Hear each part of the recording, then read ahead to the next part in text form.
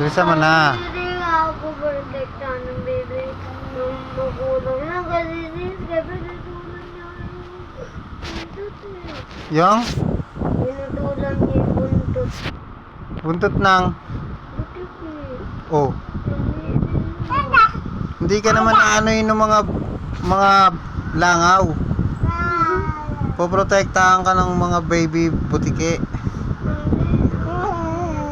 Yung may dalawang butik dito kinaaral eh. Pinatay lang eh. Bilisan mo na, maglinis ka na ng katawan.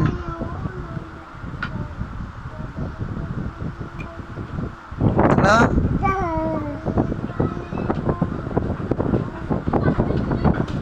Ano?